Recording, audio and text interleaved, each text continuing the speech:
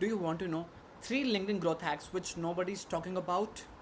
I'm not gonna talk about the hacks which you probably know already, but these growth hacks have been introduced very recently and nobody is talking about it. So, how these growth hacks will help you? The growth number hack 1 help you to get you more impressions on the post, get you more followers.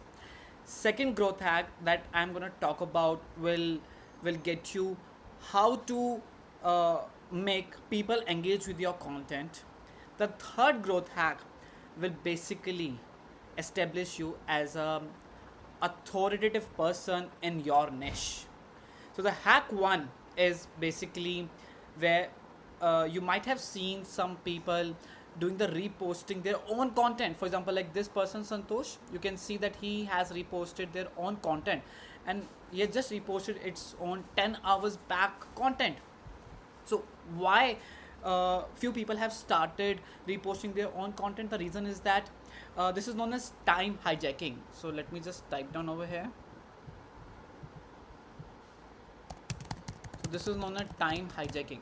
So what we are doing is, let's say we are in the Indian Standard Time Zone, and then you post at 12 p.m.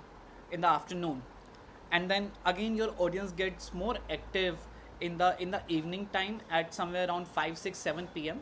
So with a difference of 6 hours you can repost your content, and then again LinkedIn will start pushing your content to your target audience, because that is when your audience gets active again.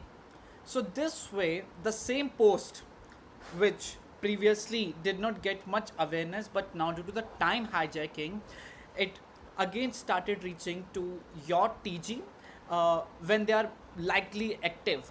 So this is the main reason why people have started reposting their own content at two different time intervals, so that they will be able to capture the people who are active in the morning and the people who are active in the night. So that is the number one hack that you can start using from today.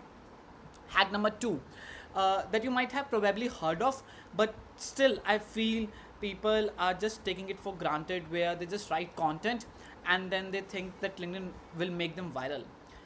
You have to ask yourself, why are you writing the content? Is it the content that you have just posted, can it be easily found on internet? Can someone do it a normal search on Google and can find it?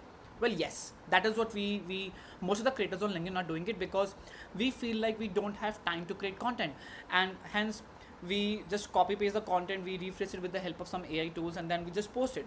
But where's the personalization? We are not adding our own experiences. And people who are following you on LinkedIn, they are here to learn about your experience, to learn about your what have you done in that situation, and not the things that can be find easily on Google or maybe on ChatGPT. So make sure that you are portraying the things by adding your personalization, by adding your experience, because that is what people wants to hear from the other person on LinkedIn.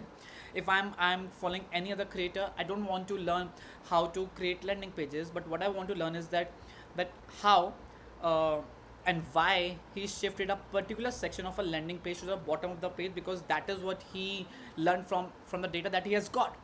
That is what I'm more interested in learning, because that is how I will be able to identify whether the same activity or the same step I have to do on my landing page or not.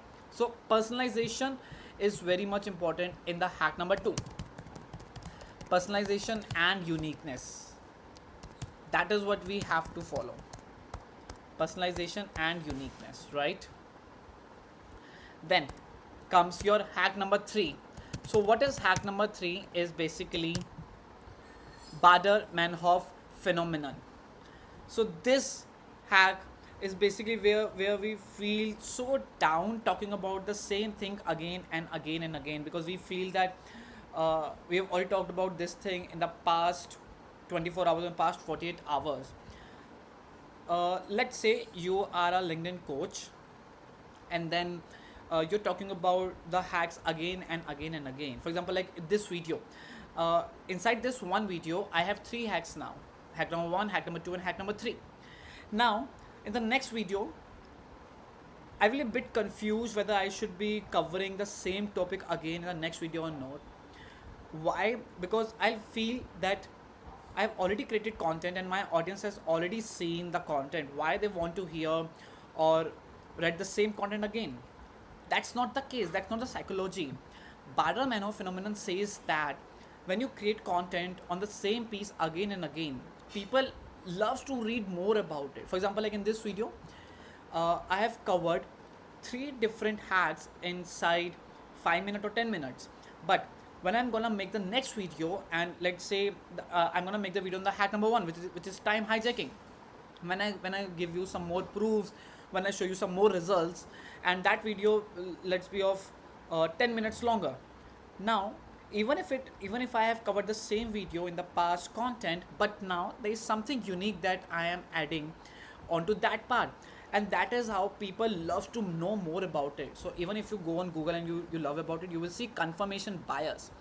Once you have noticed it, your brain might also engage in confirmation bias, interpreting each new encounter as further evidence of its increased frequency.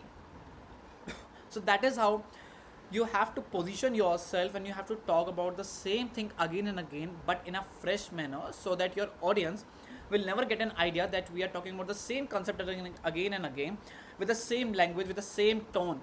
But when you tweak it with 40-50% changes, then you basically land and you basically follow this Bader-Meinhof phenomenon.